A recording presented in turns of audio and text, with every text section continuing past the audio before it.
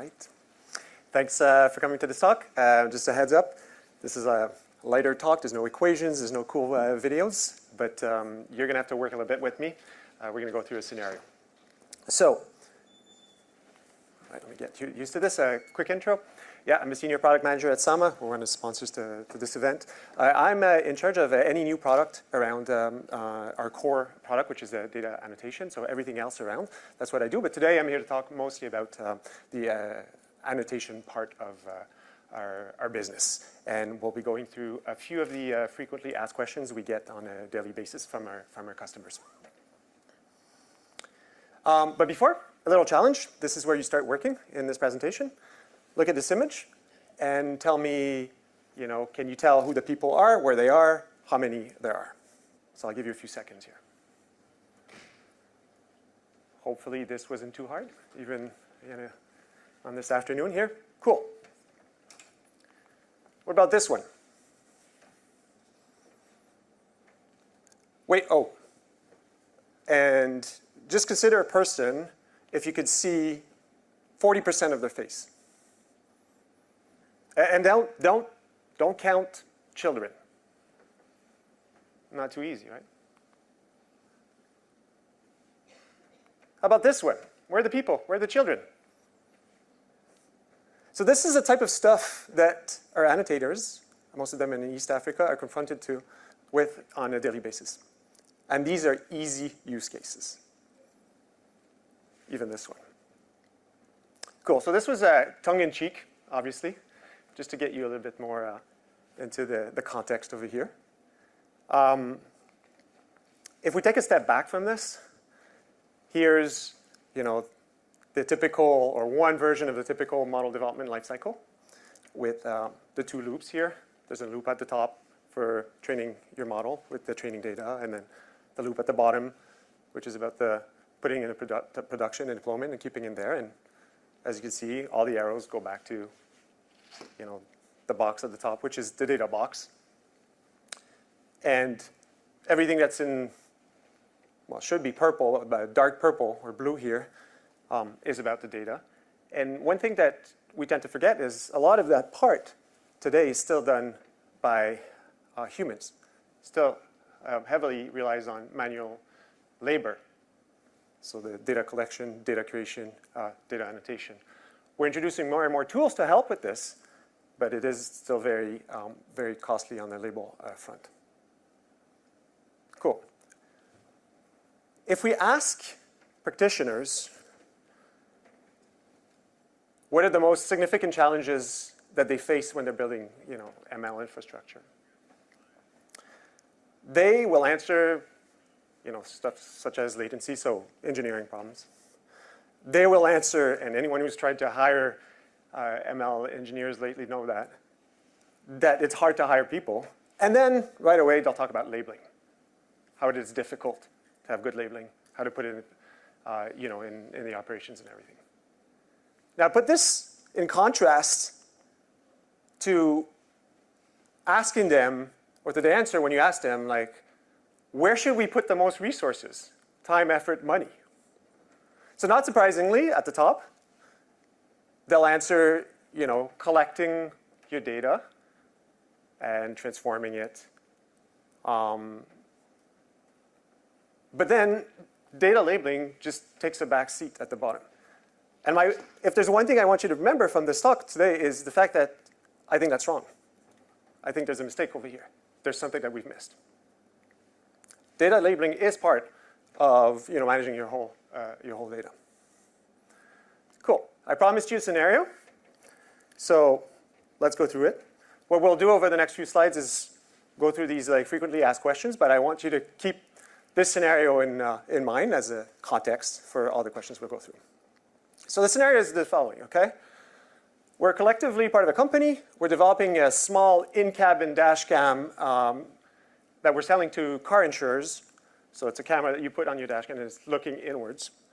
And what they want to do with this is basically allow their customers to decrease their premiums if they're good drivers, if their behavior in the cabin of the car is good, right? We're developing both the hardware and the algorithm behind. So end to end. And obviously, we're going to need to train our model and then to test it. To test it. So one of the first questions we get often at Sama is, you know, I have all this data. Where do I start? And the reason for that is because pressure usually comes from very high up. CEOs are saying, like, you've been telling me for years to collect the data, to store the data, to transform the data, to make it accessible. It's been costing me a lot of money. And now what? Like, what are you going to do with this data? And customers come to us and say, I have all this data. I need to do something with it. And that's the wrong approach. What we suggest doing in that case is just to say, whoa, take a step back over here. Try to really identify what your core business needs are or your core business problems that you're trying to solve, and then work your way back to the data. If you have the data already, great. If you don't, be it. You'll collect it. But don't start with the data. So in our case, of a scenario, it applies a little less. We're going to assume that, you know, we have the data because you have the camera, or we own the camera and all the data that it captures. Another question we get for a little bit more advanced companies is like, how do I make sure that my training data is really representative of my production data? Because I know that if that's not the case, as soon as I put my model in production, it's not going to perform as expected because, well, it hasn't been trained on that data.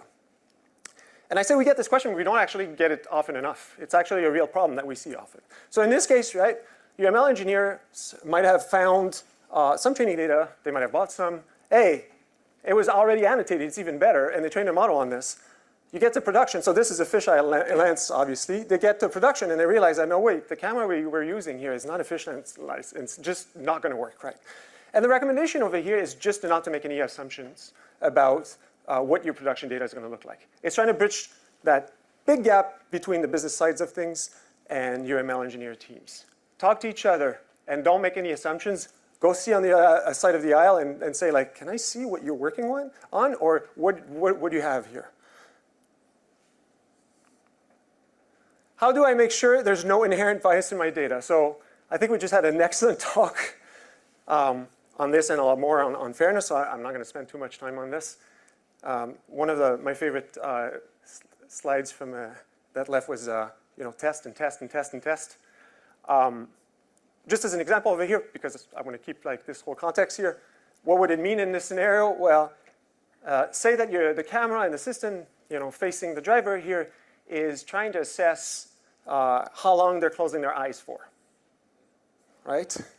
If your model is not really good at measuring eyes that are closed on a visible minority, well, you can see how this problem is going to propagate all the way to, you know,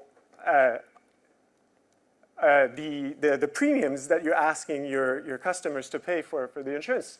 If it thinks that someone is closing their eyes longer, and that like affects the score, the safety score, which affects the premium that you're asking from them, it just propagates the whole way, and that just starts from the data. We had a whole talk on this. Well, our view on this at Sama is just like, just assume your data is biased. This is your null hypothesis, and it's probably the case. And then try as hard as you can to show that it isn't. And you won't be able to, but that's a really good exercise in actually trying to start tackling this problem. All right, this is also one of my favorite questions. Which parts of my training data should I get annotated first? We have customers who have millions, tens of millions, hundreds of millions of images, videos. We do LiDAR as well. And they might do a little bit of data curation internally, but often they just don't know what to annotate first. And it is a little bit of a mess. Now, the answer to that is really depend on what you're trying to do for this particular training loop, right? So as an example over here, at the top, you might be trying to improve your model on a specific class, in this case, truck driver, sleeveless truck driver, because that's what you need. And in this case, you need to use data curation tools that will identify like these similar classes in your unlabeled data. Or at the other end of the spectrum, what you're looking for is really to improve your model performance across the board. So that's why here at the bottom here, high diversity, it might be the way to go. The point of this slide is that there exists tools out there to do that, and you should be using them. There's still going to be a human component to it, but you can accelerate that work with the proper tools. What kind of labels do I need and what quality? This is one I think that's going to become more and more important over the next few years as we redefine what we mean by data quality in the context of machine learning or deep learning. Today, our clients come to us with very strict data requirements. I don't want, more than 1 pixel off of the contour of the person over here. And they do that often because they're scared that they're not going to get enough for the money, or they don't want to have to relabel everything later on. So they start with some very, very strict data requirements. There's 2 problems with that. The first is that the difference in annotation costs between, say, the middle annotation over here, which is more of a rough contour, and the one on the left is orders of magnitude in terms of cost and label intensive.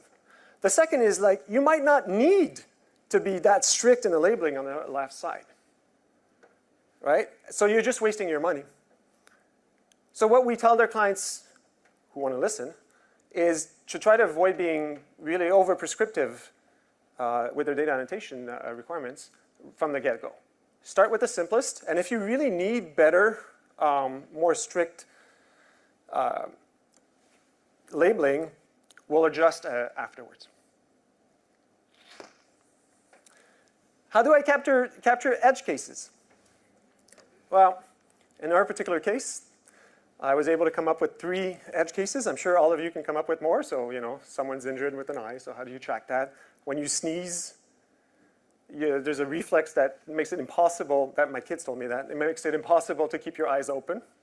So someone who's allergic, for instance, will have their eyes closing a lot of times as they sneeze at driving, or someone who's wearing costumes. And we can come up with tons and tons of examples like that. And again, we have clients who come to us and they say, here are all the edge cases, and here is everything you should do when you see these edge cases.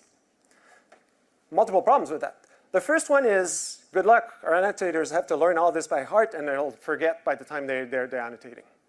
The second problem is that as long as you can come up with, as long as your list is, it doesn't matter of these edge cases, there's always going to be more.